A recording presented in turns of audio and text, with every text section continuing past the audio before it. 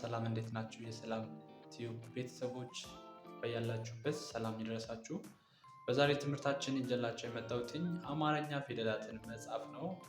እንግዲህ ለብዙዎቻችን ማንበብ እንችላለን፣ ነገር ግን ለመጻፍ በጣም የምንቸገርበት አጋጣሚ ይበዛልና ለጀማሪዎች የሆነ ከመጀመሪያው ጀምሬ በክፍል 1 የአማርኛ ፊደላቶችን አጻጻፍ እንዴት እንደምትቀርጿቸው እኔን እያያችሁ እናንተ ደግሞ ቀስ አድርጌ ነው የምጽፍላችሁ። ከመጀመሪያው ጀምረን እናያለን ማለት ነው። ወደ ፊደላቶች አቀራረጽ እንገባለን ማለት ነው። የመጀመሪያው ፊደል እንደሚታወቀው ሀ ትባላለች። ሀን እንጽፋት ከሁለት ቋሚና ከአንድ አግድም ወይም ሆሪዞንታል ላይ እንደዚህ እንጽፋታለን ማለት ነው። ሀ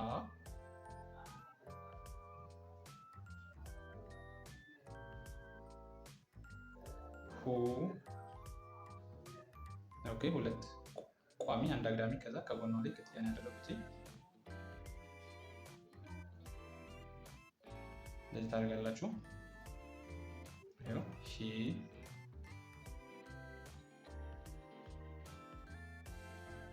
ሀ አራተኛ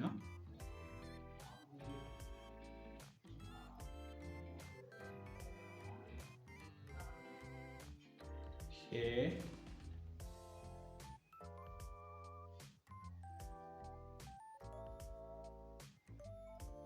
ህ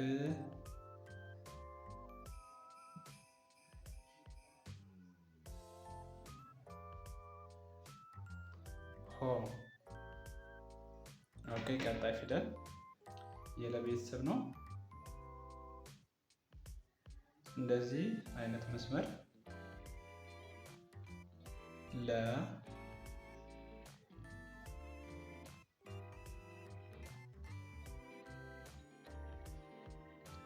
ሉ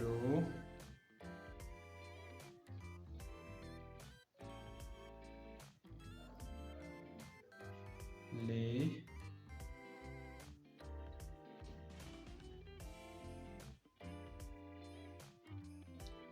ላ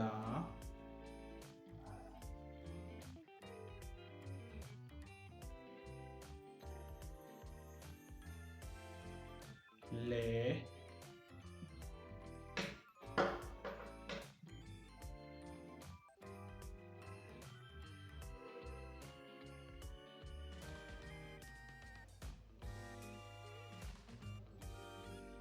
ል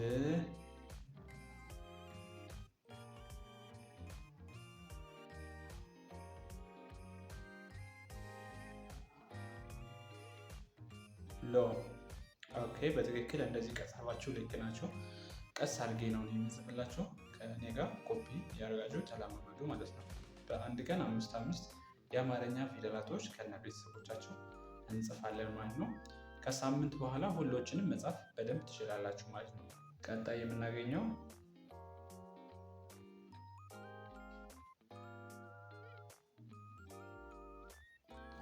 ሀ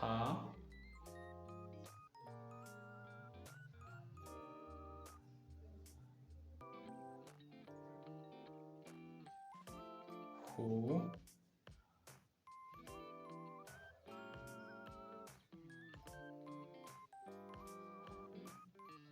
ሂ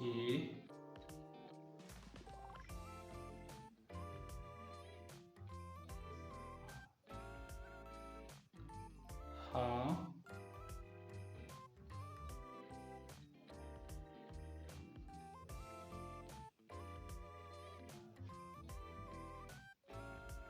ሄ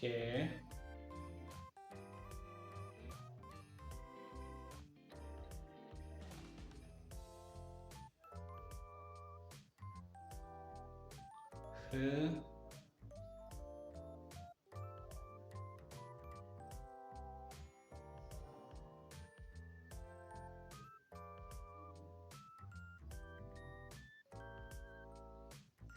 ሆ ቀጣይ ከሀ ይሄኛው ሀ እና ይሄኛው ሀ ተመሳሳይ ነው። በድምፅ ተመሳሳይ ናቸው ማለት ነው። ይሄኛው ሀመር ሆ ይሄኛው ሀሌታ ነው። ነገር ግን ተመሳሳይ የሆነ ድምፅ አላቸው ማለት ነው።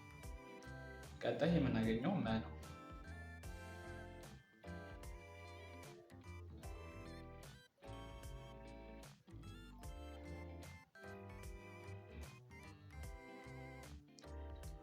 መ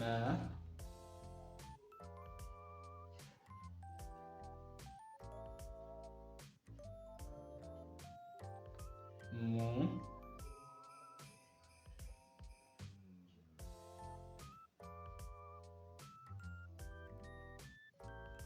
ሚ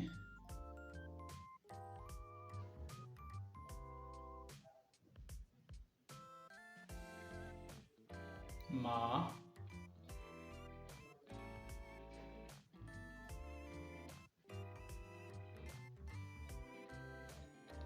ሜ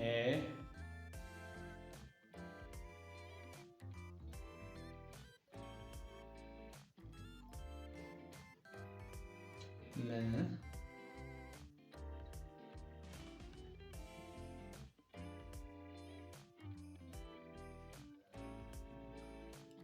ሞ። በትክክል በዚህ መንገድ ይህን አስመስላችሁ ከጻፋችሁ በጣም አሪፍ ጽሑፍ ነው ማለት ነው። ቀጣይ የምናገኛት ሰ ነች።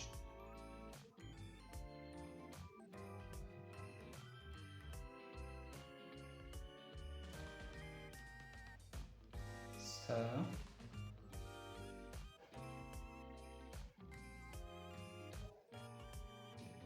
ሱ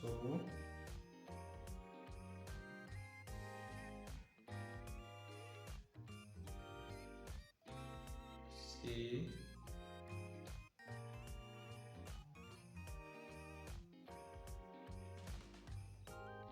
ሳ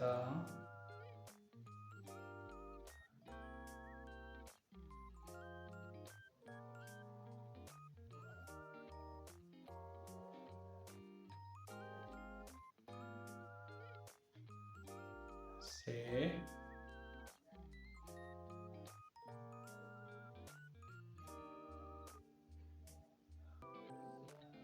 ስ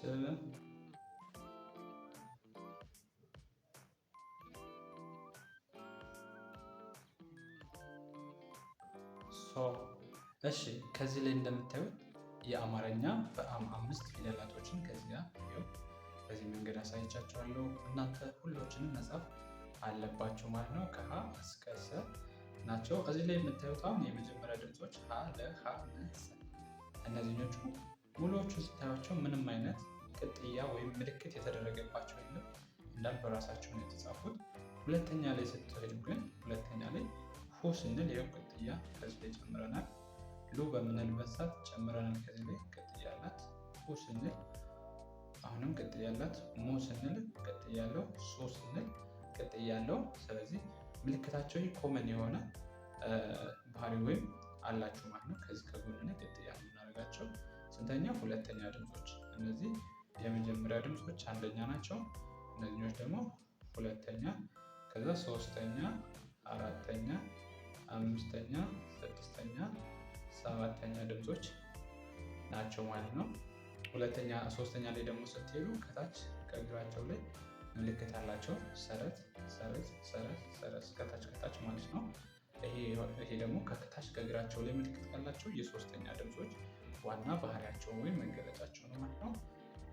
አራተኛዎቹ ስታዩዋቸው ደግሞ ቀጥ ያለ እግር አላቸው።